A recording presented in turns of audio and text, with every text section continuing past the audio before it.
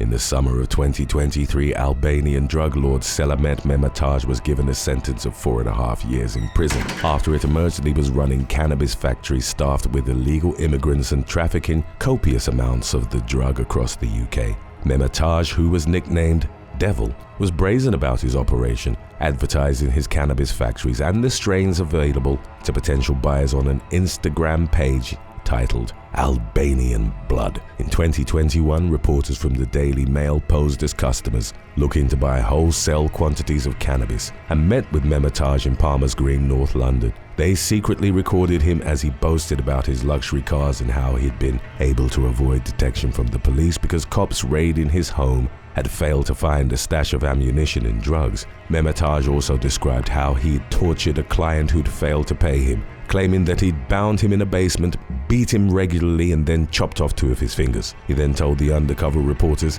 "I did that to the guy, then I went in the evening and I slept like a baby. I did not care." The investigative report resulted in London detectives launching a probe into Mehmetaj's operations. The man continued running his cannabis operation and bragging about his exploits in rap videos posted on social media. He also appeared in a 20-minute interview on a primetime show called Glamour Zone in Tirana, Albania, where he denied being involved in any criminal activity. In November of 2022, Met Police raided 2 of his factories which were hidden in suburban North London homes. In the first, they found Mehmetaj and his brother Dior, who was described as his right-hand man. They were tending to cannabis plants on the property alongside 2 of their illegal immigrant workers whom they reportedly paid only around $100 per week to work full-time at the factories. The police raided the second factory a few days later. The combined number of cannabis plants recovered from the 2 factories was reported as 140,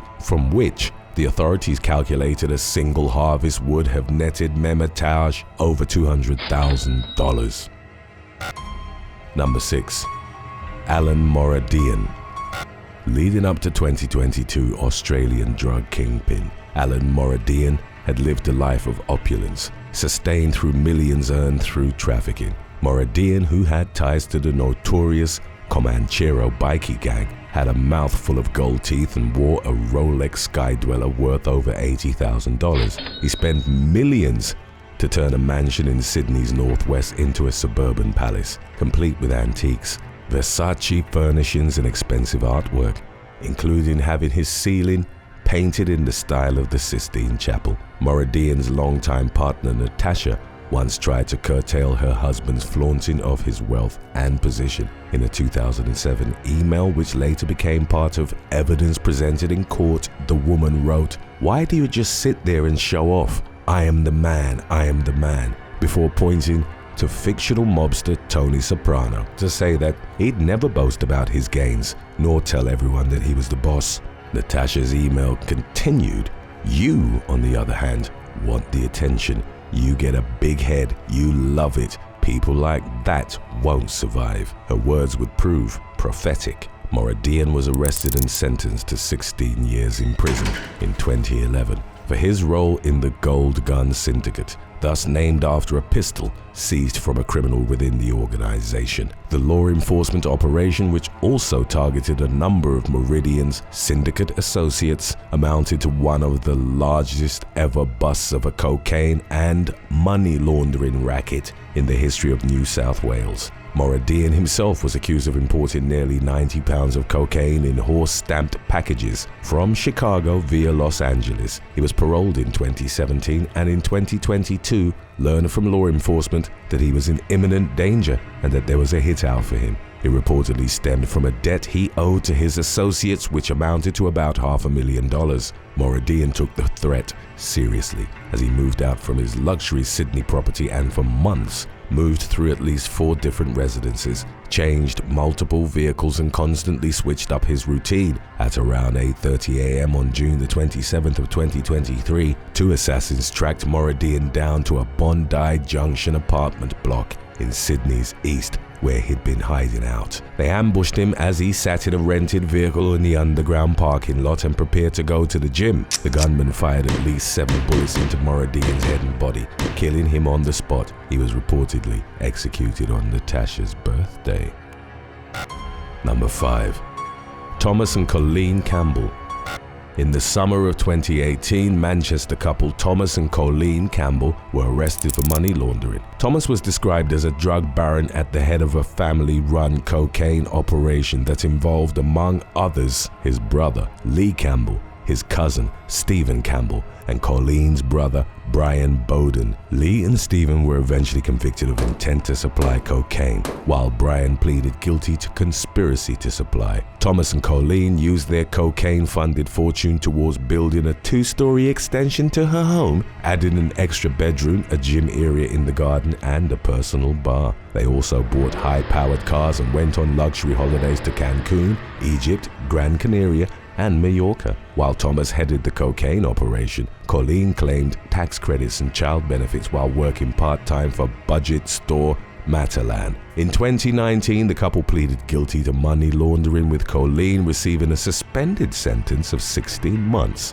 while Thomas was jailed for 2 years. In 2021, the couple acrimoniously broke up after Thomas had started seeing another woman. Colleen was reported to have sent a message to a friend regarding the split, and a fragment of the message read, "Karma is best served cold," and then tables turn real fast. John Belfield, a rival drug dealer and the ex-boyfriend of Thomas's mistress, also learned about the relationship and masterminded a plan to rob him in retaliation. Colleen subsequently forged an alliance with John and provided him with extensive information about her ex, including his movements and details about his home and vehicle. On July the 2nd of 2022, 3 men ambushed Thomas at his home in Mossley, Greater Manchester. They stomped, strangled and stabbed him, in addition to pouring boiling water over his genitals. 38-year-old Thomas died as a result of the ambush, in which he suffered roughly 61 separate injuries. Little information about the killing was released to the public in the immediate aftermath. 38-year-old Colleen was reported to have revealed her involvement after a séance. Colleen told Thomas's mother, Lynn, that the clairvoyant had summoned his spirit and that he'd given her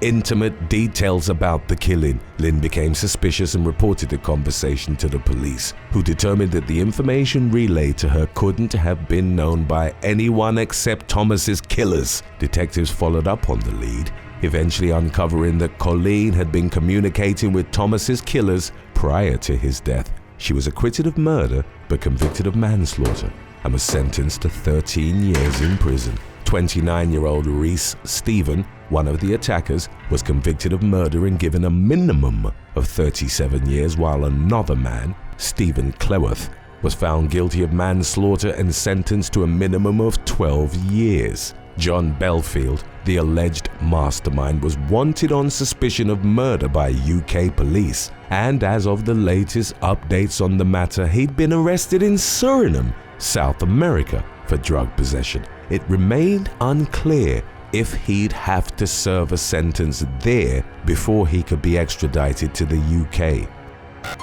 Number 4. Leonidas Vargas.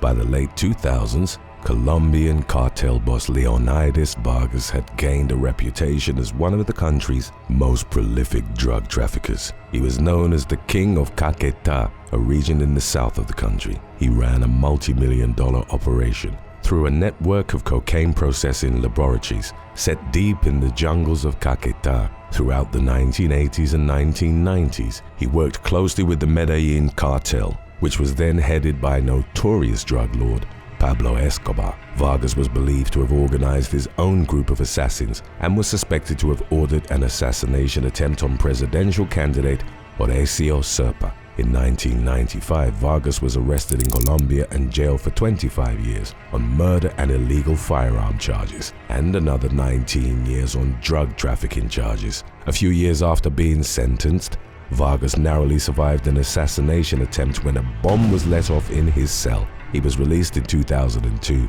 By then, local authorities had seized 135 houses, 4 vehicles, 2 bank accounts, and 3 companies from him, with all the valuables determined to have been purchased through illegally obtained funds. Vargas nevertheless continued moving massive amounts of drugs, and in 2006, he was arrested in Madrid, Spain, after 941 pounds of cocaine trafficked by his organization were found in a container at a port in Valencia. At the time, there was a $5 million bounty against him, and he was among Colombia's most wanted drug barons. While his trial in Spain was pending, Vargas was conditionally released due to various health problems, with one of the conditions being that he wouldn't be provided official security. Given his previous run-ins with the law and survival of assassination attempts, 59-year-old Vargas was regarded as untouchable by that point. However, rival outfits had been trying to gain control of his cocaine empire. In January of 2019, Vargas was taken to a private room at Madrid's Doce de Octubre hospital due to health problems involving his lungs and heart. On the 8th of the month, 2 assassins entered the hospital and approached the room where Vargas was sleeping. Only one other patient was present in the room, and he replied negatively when one of the intruders asked him if he was Vargas. In the moments that followed, the assassin pulled out a gun with a silencer and shot Vargas 4 times, killing him instantly. He threatened the other patient to remain quiet, stating that the execution had nothing to do with him, before he and his accomplice fled. Only 2 days later, Vargas's girlfriend, actress and beauty queen Liliana Lozano, and his brother Fabio were kidnapped, tortured, and murdered in Colombia. The move was further proof that rivals had begun seizing control of Vargas's empire. Number 3. Manur Kayan.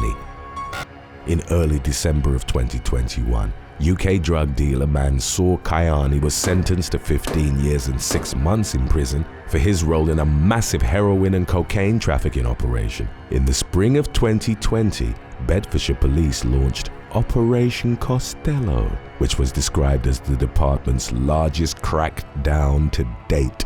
The effort began in the wake of the wider-reaching Operation Venetic, which involved French and Dutch police along with the National Crime Agency, NCA, and regional organized crime units, ROCUs. The primary focus of the complex investigation was the encrypted phone communication system called EncroChat, which was almost exclusively used by criminals. Law enforcement seized the servers of the encryption tool and was able to see messages and other media sent by users. The initial response from British police alone resulted in at least 746 arrests, the seizure of over $65 million in cash, as well as that of 77 illegal firearms and over 2 tons of drugs. 28-year-old Kayan was linked to a specific handle on EncroChat, and he was determined to have arranged meetings with drug and cash couriers, in addition to coordinating payments to suppliers and deciding on code words to be used during his criminal activity. Law enforcement identified Kayan as a major player, and he was arrested in November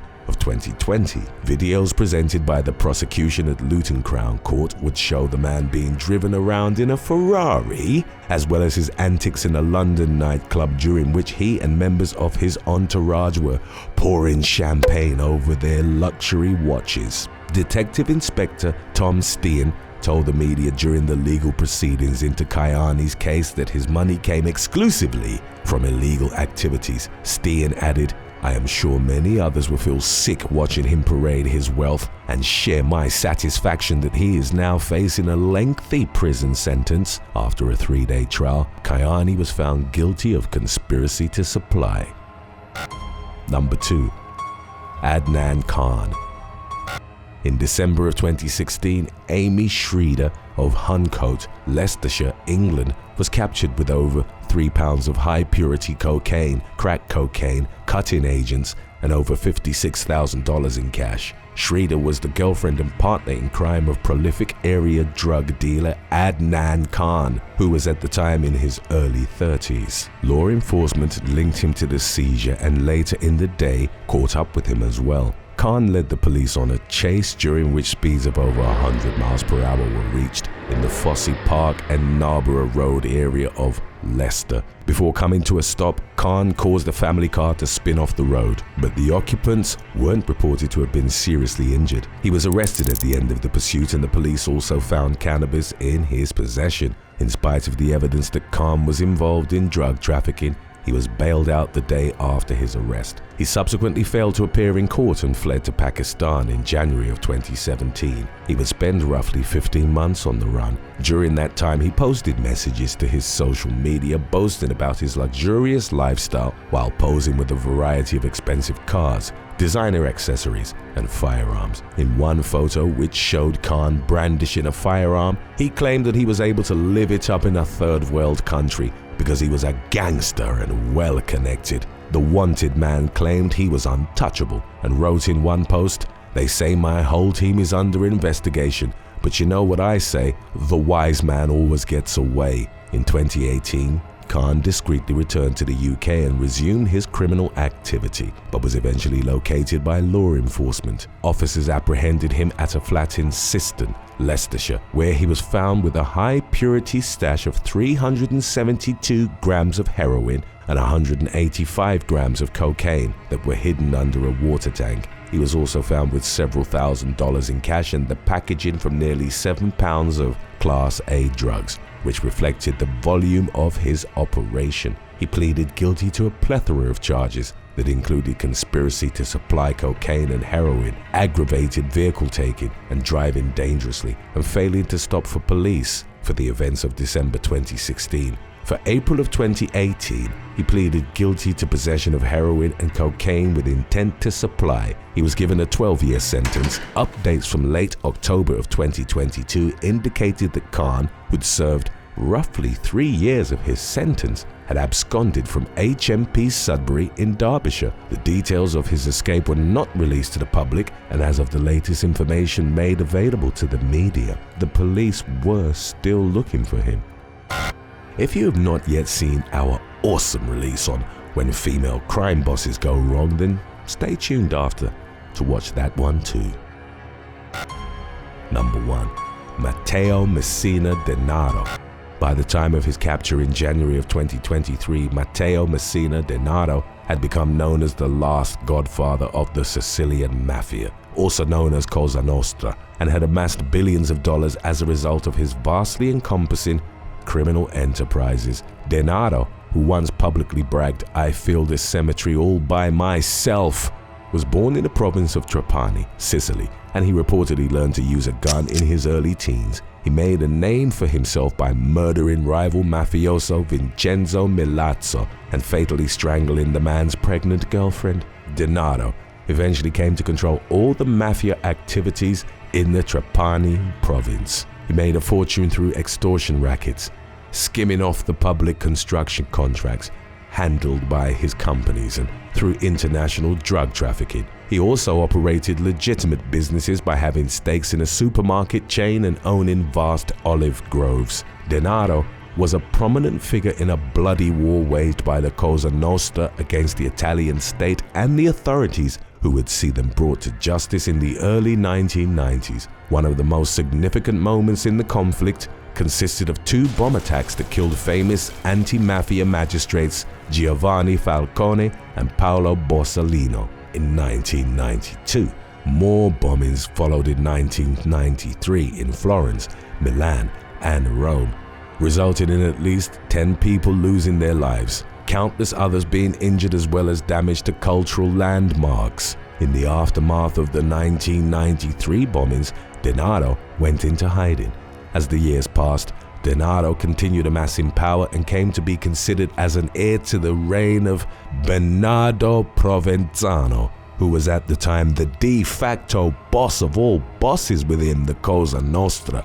Provenzano, who hailed from the town of Corleone, was known as Bernie the Tractor because, as one informant reported, he mowed people down. Following his arrest in the mid-2000s, Provenzano was given a total of 20 life sentences plus 49 years and 1 month, and solitary confinement for 33 years and 6 months. In the aftermath, Denaro was often mentioned in the conversation as his successor, with some reports indicating that Provenzano himself had named him to take over. In contrast to his more conservative predecessors, Denaro earned a reputation for fast living, as he drove expensive sports cars, wore luxury watches, and clad himself in Armani and Versace clothing. He was also known as a womanizer, whereas his predecessors like Provenzano had adhered to stricter family values. In 2002, Denaro was sentenced in absentia to life in prison for 1993 bombings. The mobster's mythology grew in the eyes of his associates and the public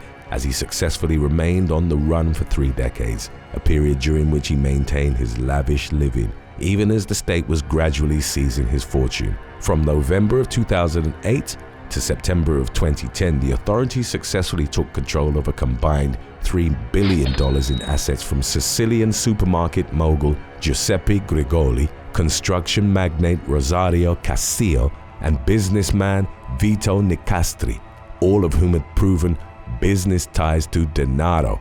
After numerous leads that proved ineffective and after dozens were arrested in cases of mistaken identity, the police ultimately tracked Denaro down to a clinic in Palermo in January of 2023, where he was receiving chemotherapy for colon cancer under a fake name. Over 100 members of the armed forces were involved in capturing Denaro, who was previously regarded as untouchable. At the time of his arrest, his assets were valued at over $4 billion, and he topped the list as Italy's most wanted criminal. A crucial piece of information towards locating him was a coded note that he'd sent to his sister, Rosalia. Months prior to Denaro's arrest, it was found inside the leg of an aluminium chair at Rosalia's home in the town of Castelvetrano. During an operation in which law enforcement was trying to plant listening devices, the note detailed the struggles with cancer of a person whom, by a process of elimination, the police deduced as Denaro. It remained unclear what information, if any, Denaro revealed to investigators regarding his activity as a Cosa Nostra boss before he succumbed to cancer on September the 25th of 2023. Number 11. Magdalena Krala. Polish woman Magdalena Krala rose to a leading position in a Krakow-based criminal group in 2017 after her boyfriend was killed by the police. Soccer ultras Adrian Gialona and several accomplices had kidnapped a rival whom they subjected to a brutal beating, shattering his kneecaps and nearly strangling him to death. Law enforcement launched a crackdown on the gang that culminated with the fatal shooting of Gialona and the arrest of a number of members. In the power vacuum, Krala, then in her early 30s, took control of the organization, into which she recruited more of the city's soccer hooligans. At one point, the gang was suspected of monopolizing the drug trade in Krakow, in addition to running extortion rackets and carrying out violent attacks on their rivals. Under Kralka's leadership, they imported hundreds of pounds of marijuana and cocaine into southern Poland from contacts in Holland and Spain. The woman who became known as the Queen of the South, as well as Poland's most beautiful gangster,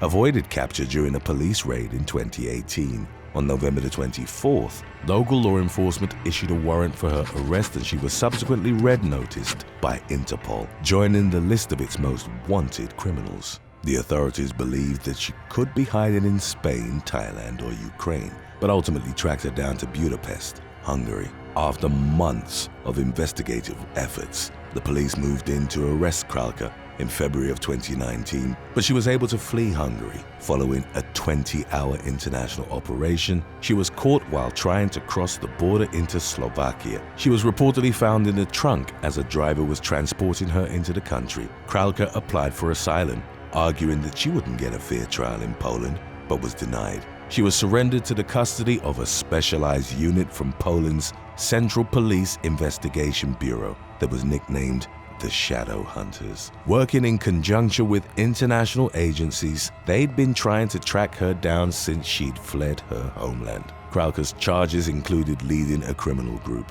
drug trafficking, and obstructing justice. Number 10. Melissa Calderon. Mexican woman Melissa Margarita Calderon Ojeda started her criminal career with the Sinaloa cartel in the mid-2000s, when she was in her early 20s. Through her ruthlessness and notoriously aggressive temper, Calderon quickly gained prominence and came to command an enforcer branch of Sinaloa called the Damaso Cartel in 2008. At that time, the Sinaloa cartel was headed by notorious drug baron Joaquin El Chapo Guzman. The enforcer group under Calderon's command was formed by around 50 well-trained assassins and operated under the leadership of founder Damaso Lopez Nunez. He was once an official in the Mexican prison system who was believed to have engineered El Chapo's first brazen escape in 2001 and who briefly succeeded him as the leader of Sinaloa following his capture in 2017.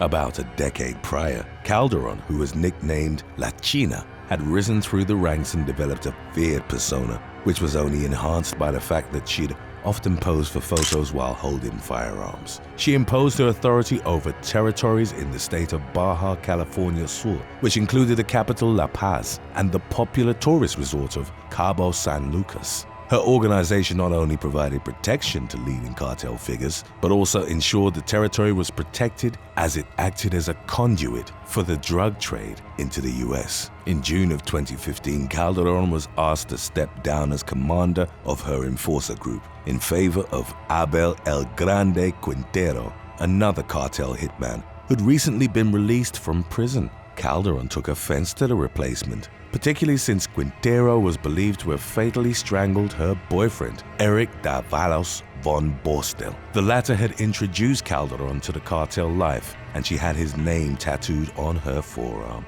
The female crime boss broke off from the Damaso cartel to form her own organization, called Las Fuerzas, along with her new boyfriend, Hector Pedro Camarena Gomez, who was known as El Chino. A brutal internal war ensued between Calderon and El Grande's organizations, as resources to stake her claim on La Paz, Cabo San Lucas, and beyond. Calderon commanded hundreds of drug dealers and assassins, locally known as sicarios. Las Fuerzas members were reportedly identifiable by the fact that they rode red Italian motorbikes. The war between Calderon and Quintero resulted in a dramatic rise of death rates in La Paz. As reported by the Daily Mail in 2014, there had been 46 murders, and that same number was matched in just 2 months in 2015 as the two cartel leaders battled for control of the area. Throughout her criminal career before and during the war with Quintero, Calderon was believed to have been responsible for at least 150 murders, some of which she'd ordered and others in which she directly participated. She became infamous for kidnapping victims from their homes and then dumping their mutilated and dismembered bodies on their doorsteps as a warning to others that would challenge her. Calderon was known to have police officers on her payroll, but for those that she couldn't control, bringing down her organization and putting an end to the bloodshed became the highest priority. While she was hunted by both the rival cartel and law enforcement, Calderon was forced to change vehicles and safe houses with increasing frequency. One of her lieutenants, Rogelio El Tyson Franco, arranged for her to buy a pickup truck from 2 of his friends. In early August of 2015, Calderon chose to have them murdered instead of paying, which angered Franco, who threatened to go to the police. Calderon consequently cut his forearms, killed him, and buried him in the same unmarked grave as his friends. From that point onward, Calderon's empire rapidly began to unravel. Her chief assassin, Sergio El Scar Beltran, killed an escort who'd refused to see him anymore because of his violent behavior. Calderon then kidnapped, tortured, and murdered the girlfriend of a man who went by El Tocho, a narco from her former cartel. She and the escort were buried near Franco and the other 2 victims. The escalating violence and Calderon's unquenchable bloodlust were reported to have become a source of dread for El Chino, her boyfriend and second in command. He was eventually arrested and fully cooperated with law enforcement for a more lenient sentence, revealing the location of the mass grave containing the 5 victims, as well as a list of officers that were on Calderon's payroll, feeding her information. With her source of police tips incapacitated, the 31-year-old crime boss was arrested without incident at Cabo San Lucas Airport on September the 20th of 2015, while she attempted to board a flight to the Sinaloa state capital of Culiacan. Number 9. Abaya and Shazah Dean.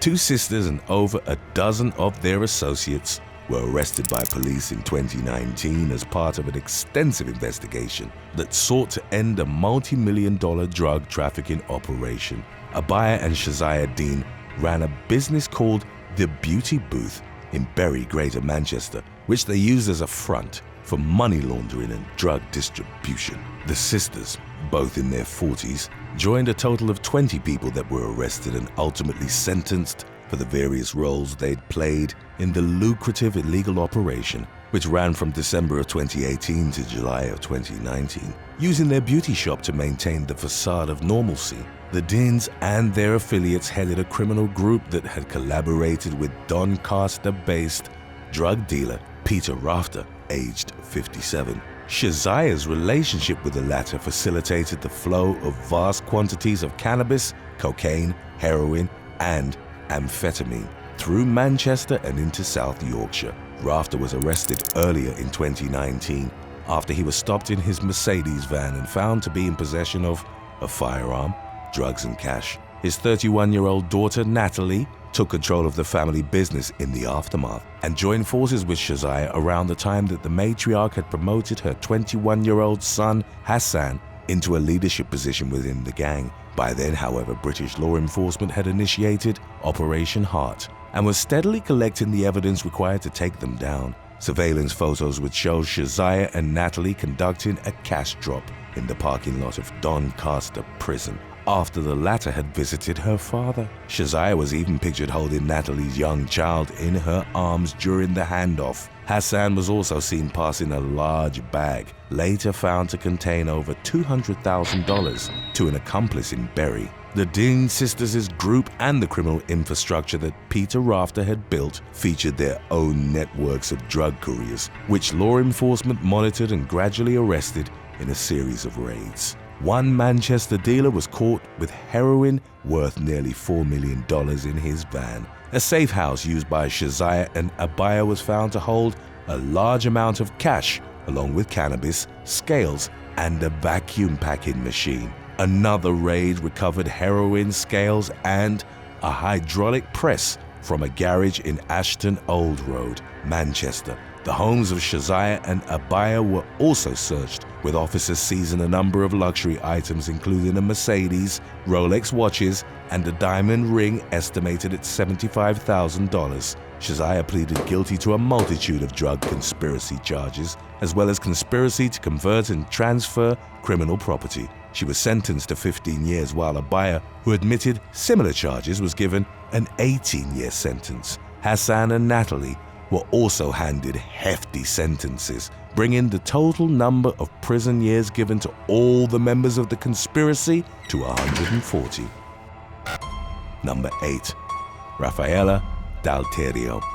Prior to her arrest by Italian law enforcement in 2012, Raphaela Delio had led a Camorra clan in Naples, the operations of which were linked to extortion, drug dealing, robbery, and illegal firearms possession. She'd been at the head of her clan for 6 years, since her husband, 45-year-old Nicola Pianesi, had been gunned down by his gangland adversaries. The man was known as Omusuto, which in local dialect means the big-lipped one, while Delio was nicknamed Amicchiona, which translates as the big kitten. She built further ties with the Naples underworld, working to both consolidate and expand the clan's illicit business, which drew the wrath of competitors. 3 years after the violent death of her husband, Delio suffered 3 gunshot wounds herself in an ambush, but survived. Her son Raphael was also injured in the shooting. The failed assassination enhanced Delio's image as a tried and true crime boss, but she was ultimately brought down by anti-mafia authorities who'd been investigating her activities. In June of 2012, armed police officers in Naples used helicopters and sniffer dogs to conduct a series of dawn raids that resulted in the arrest of 65 people, including 46-year-old Delio and her daughters, Caterina and Costanza. The police seized over $10 million in valuables during the operation, which included a Ferrari with a solid gold license plate that had reportedly been gifted to Caterina's boyfriend. Number 7. Nunzia Deo. Following the arrest of her crime boss brothers in March of 2014, Italian woman Nunzia Deo took the family's reins and headed a branch of the Camorra in Naples. The Camorra traces its roots to the 17th century and represents one of the oldest and largest criminal societies in Italy. Its structure is made up of individual self-governing clans that often feud among themselves. After D'Amico's brothers Salvatore, Giuseppe, and Antonio were taken into custody, she became known as the godmother of Ponticelli, a suburb in the city's east. She handled the family's illegal activities, which reportedly ranged from drug trafficking to ordering beatings and murders against rival clans. Her Camorra affiliates quoted D'Amico as stating that she was a woman, but only on the outside. She reportedly went on to say, "Inside, I'm more man than you, and here in Naples, I rule." In early October of 2015, D'Amico began receiving threats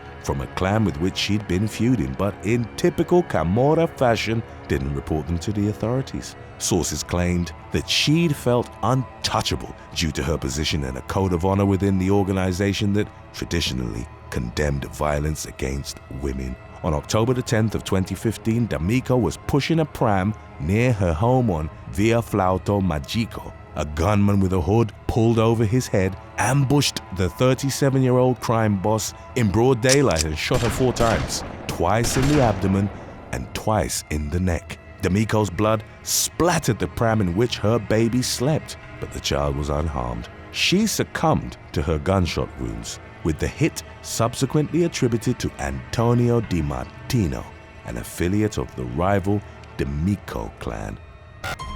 Number 6. Claudia Ooa Felix. Mexican woman Claudia Ooa Felix was a social media personality who, since 2013, had made national and international headlines for her reported connections with Los Antrax. The criminal group was a widely feared hit squad, composed of assassins working for the Sinaloa cartel, under the influence of founder Jose Rodrigo Arechiga Gamboa, also known as Scarface Reborn and El Chino Antrax. Felix was romantically linked to him, and following his arrest in 2013, was reported to have assumed a leadership role within the enforcer branch. She was nicknamed the Empress of Los Antrax, but publicly denied any affiliation with the criminal organization. Nevertheless, her social media posts would show her living in jet-setting luxury and seemingly glorifying the narco lifestyle. In spite of her attempts to deny her criminal connections, there was no concrete explanation for Felix's immense wealth. Her photos showed her with various weapons, ranging from pistols to assault rifles and even a grenade launcher, as well as being surrounded by armed men. The Kim Kardashian of Mexican organized crime, as the media had dubbed her, was pictured with a folk band that had composed a ballad for Los Antrax, and the gang's skull symbol was seen on an ammunition clip in one of her photos. Felix had been married to a drug trafficker within the Sinaloa cartel, nicknamed El Chavo Felix, with whom she'd had 3 children. After their relationship ended, she was reportedly involved with gang member Dorian Trinidad Leon Angulo, who died in a car crash shortly after escaping prison in 2011. Felix was eventually linked to Gamboa prior to reports surfacing that she'd become the de facto leader of Los Antrax. Her position wasn't confirmed by law enforcement, but rumored to have been short-lived, and the extent of her criminal activity while purportedly at the helm remained unclear. Felix died in September of 2019 after a night out in Culiacan, Sinaloa, which she'd posted about on Instagram. Mexican media outlet Milenio reported that an unnamed man had called the paramedics after he'd found Felix unresponsive at her home. He was cleared of any wrongdoing, and her cause of death was reported as an overdose, but suspicions persisted that she'd been assassinated. The Sinaloa State Attorney General, however, told the media that there weren't any active investigations into Felix at the time of her death. Number 5. Virginia Hill.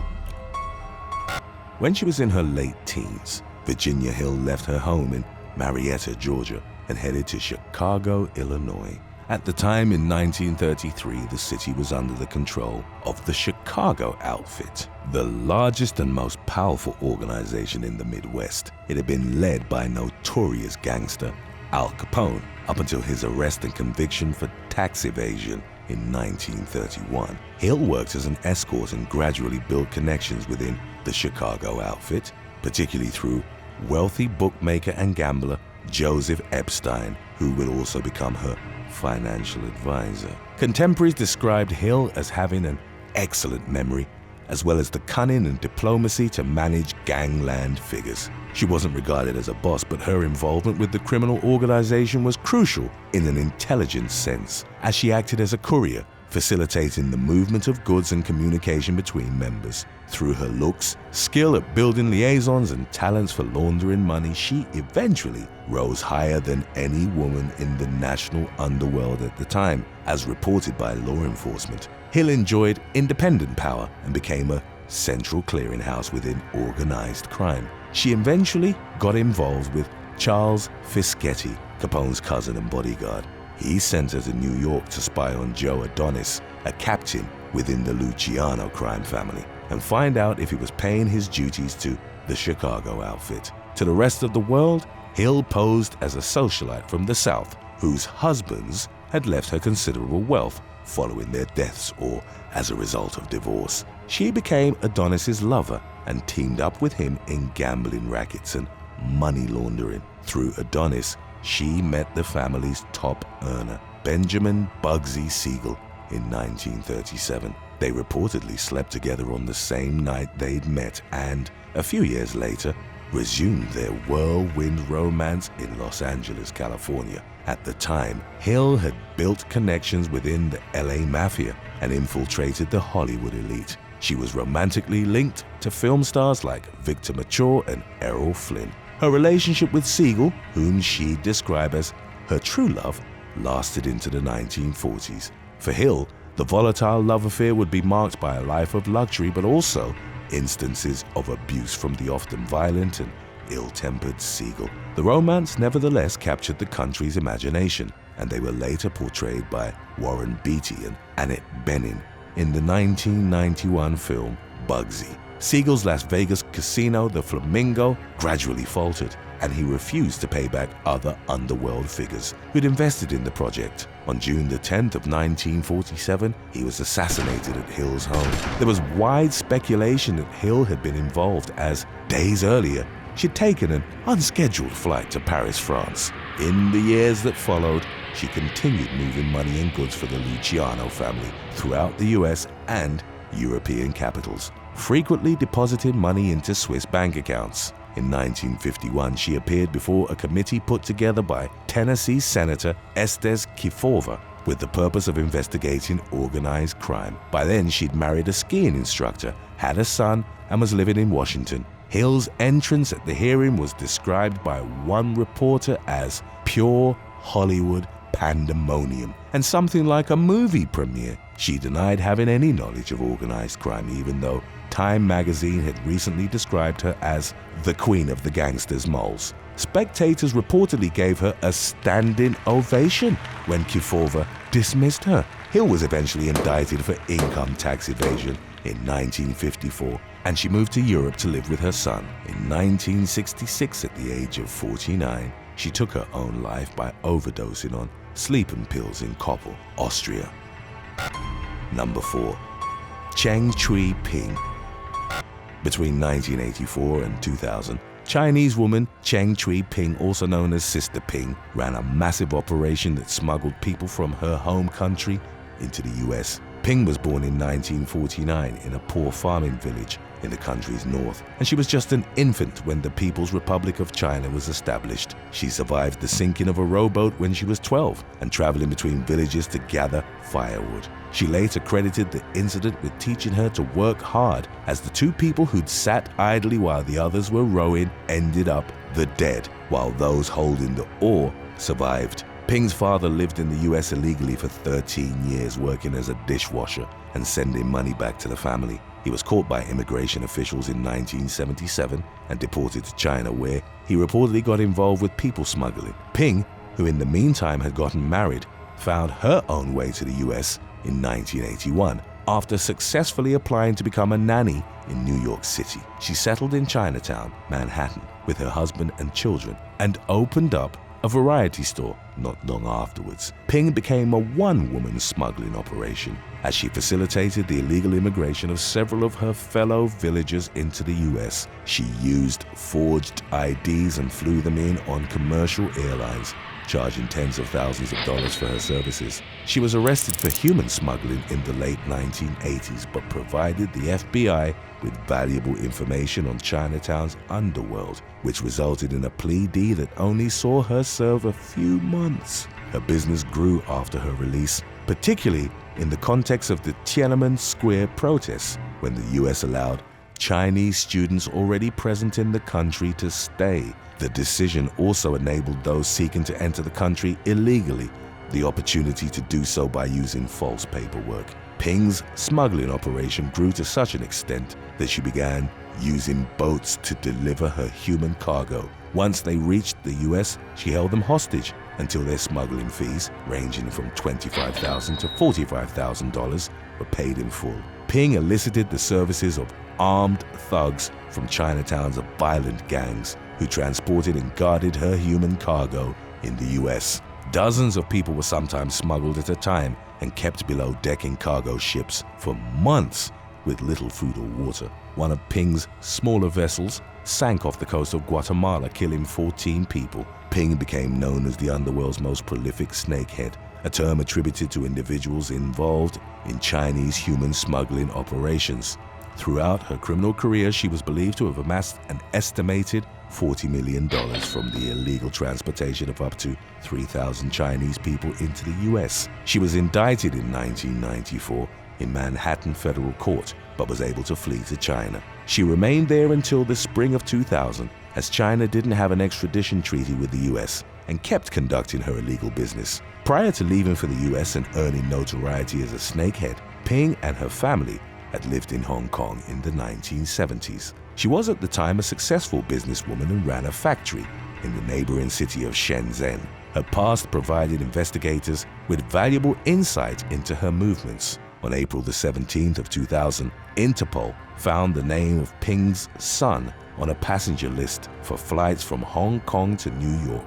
Dozens of officers descended on the airport where they arrested Ping, who was found to be in possession of 3 passports, including a fake one through which she tried to pass off as Lily Zheng from Belize. She was sent back to New York in spite of her efforts to fight extradition. She was convicted in June of 2005 of trafficking in ransom proceeds, hostage-taking, money laundering, and conspiracy to commit illegal human smuggling. Ping was sentenced to 35 years in prison. Her health gradually declined while she was incarcerated, and the 65-year-old passed away from pancreatic cancer in April of 2014. Number 3. Judy Moran.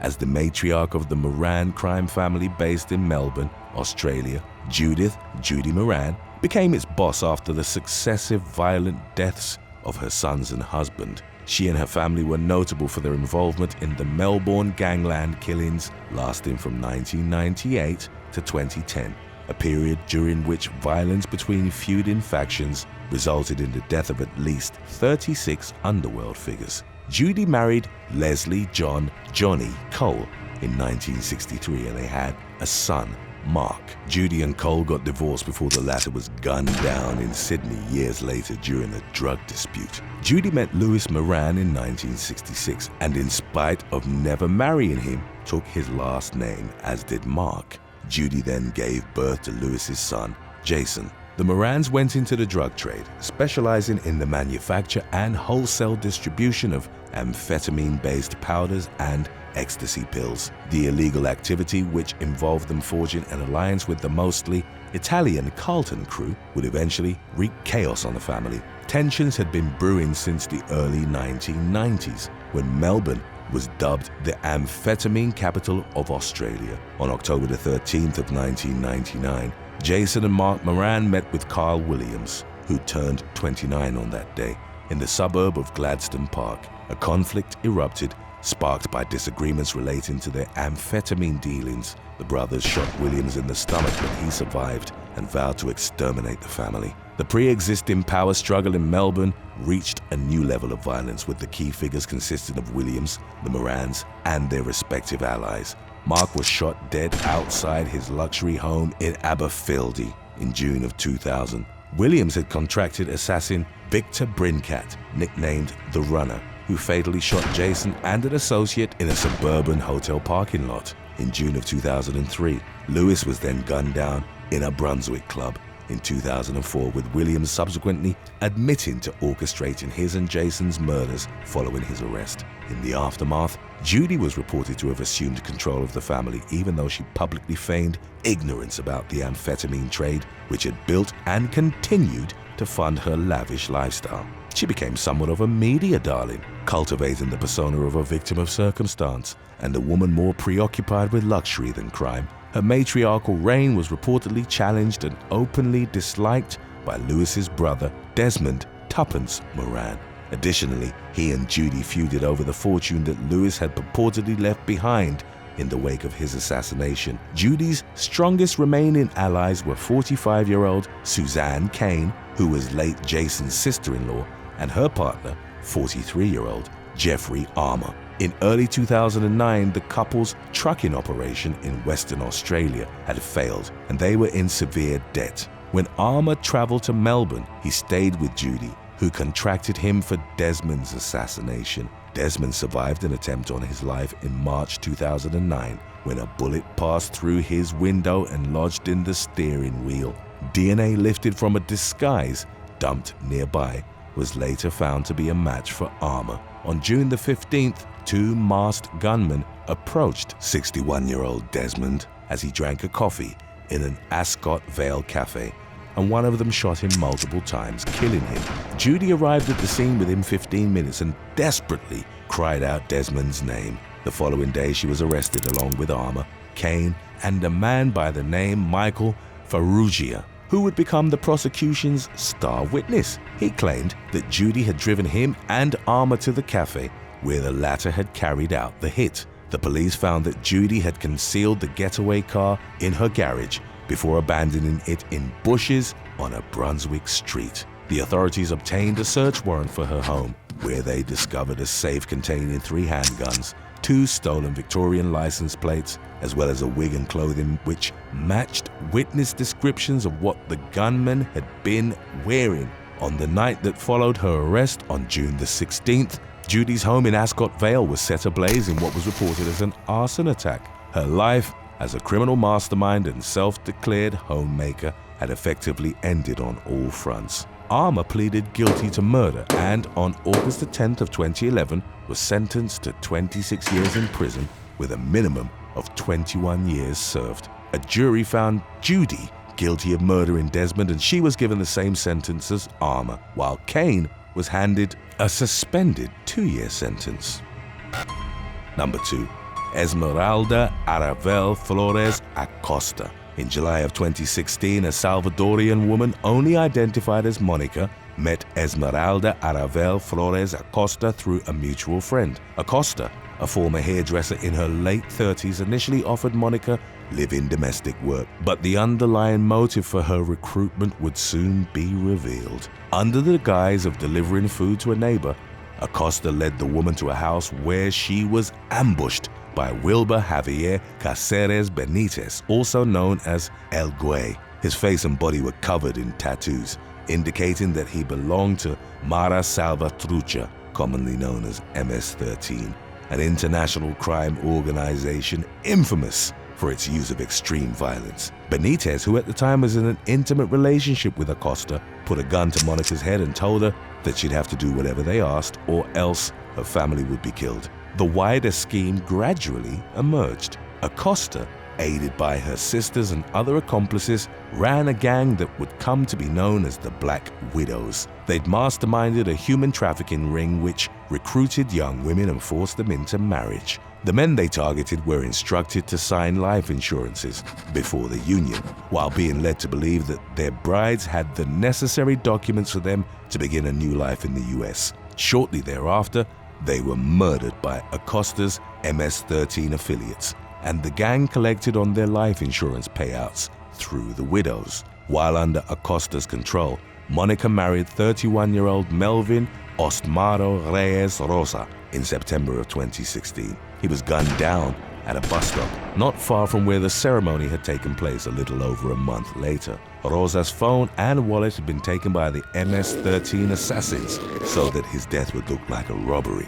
His bullet-riddled body had been left unrecognizable, and Monica, who was called by the police to identify his remains, only realized it was Rosa by the clothes he'd been wearing. Monica played the part of the grieving widow as instructed by Aosta. From her marriage alone, the Black Widows collected $60,000. They'd run the scheme before, amassing at least $100,000 according to the BBC. Monica was never paid anything. Instead, like the other women held captive by the gang, she was routinely beaten into submission with a wooden bat by Aosta. Monica then realized she was also going to be killed following an exchange with her captor. Aosta had become enraged when the young woman told her that upon collecting her husband's policy, she'd been offered free life insurance but didn't have the necessary documents to sign for it. In January of 2017, Monica told her captor that she was going to visit her family, but instead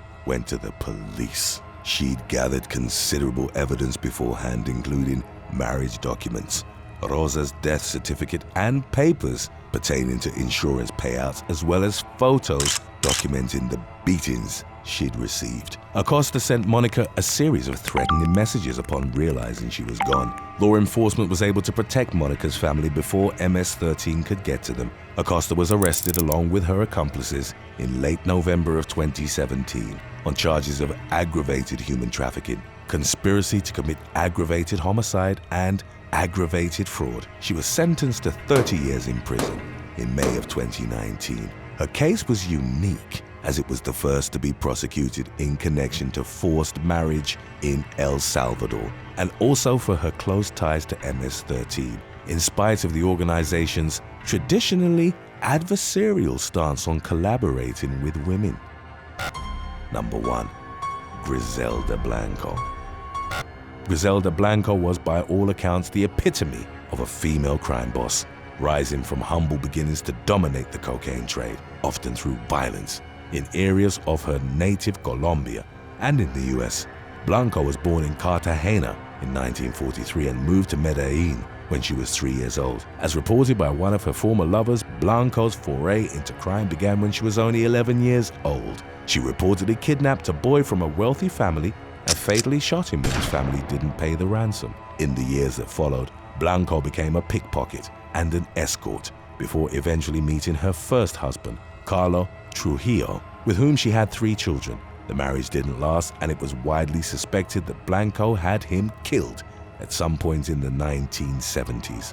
She was introduced to cocaine trafficking by her second husband, Alberto Bravo, and became highly proficient in the trade at a time when the Medellin cartel was ruled by Fabio Ochoa and Pablo Escobar. She and Bravo illegally entered the US in the mid-1970s and established a base of operations in Queens, New York City, where they developed a unique method of bringing drugs into the city from their Colombian connections.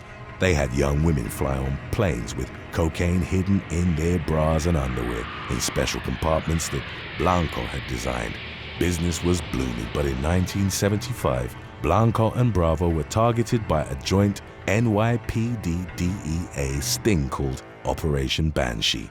The latter had already left to consolidate export efforts in Colombia, and Blanco was able to flee and join him. A disagreement between them over stolen money resulted in Bravo's death. It was said that Blanco pulled the gun from her boots and shot Bravo in the face as he shot her in the abdomen with an Uzi submachine gun. There were, however, reports that Escobar had actually ordered Bravo's death. Nevertheless, with 2 husbands suffering violent deaths, Blanco became known as the Black Widow and was in full control of the cocaine empire. By the late 1970s, she'd moved to Miami and gradually built a reputation as the godmother of cocaine, playing a major role in the drugs' influx into the city.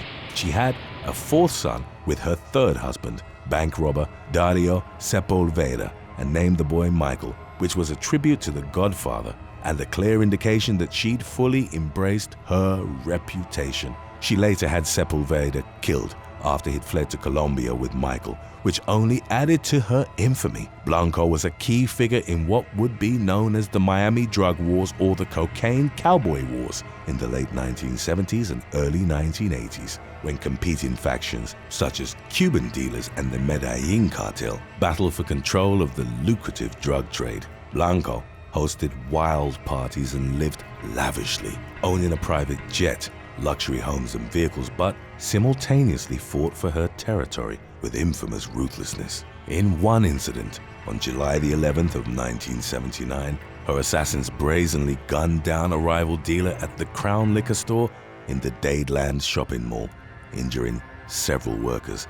They arrived at the location in an armored delivery van, which law enforcement described as a war wagon, as it had gun ports cut into the quarter-inch thick steel covering its sides. At the height of her power, Blanco oversaw a billion-dollar enterprise that moved over 1.5 tons of cocaine into the US every month. Blanco reportedly employed a kill-first attitude against her rivals, which was characterized by an utter lack of concern for collateral victims. She was notable for her use of motorbike riding assassins during hits, a technique she was credited with pioneering on the streets of Medellin. She was reported to have ordered the deaths of at least 200 people. Miami devolved into a war zone and turned into the murder capital of the world by the mid-1980s. With increasing pressure from her Medellin rivals and the DEA, Blanco retreated to California, where she was arrested by the agency in February of 1985. She was sentenced to 15 years in prison for conspiring to manufacture, import, and distribute cocaine. Her former hitman, Jorge Rivi Ayala Riviera, testified against her, which resulted in Blanco pleading guilty to 3 counts of second-degree murder in 1998. She was given 20 years to run concurrently with her previous sentence. Blanco was released in 2004 and deported to Medellin, where by then she'd made more enemies than friends. She largely remained out of the public eye, and on the night of September the 3rd of 2012 was fatally shot in the head by a gunman on a motorcycle as she was leaving a butcher shop. Blanco was 69 years old when she died. Thanks for watching. If you had a chance to make one thing legal in your country or state, what would it be? Let us know in the comments section below.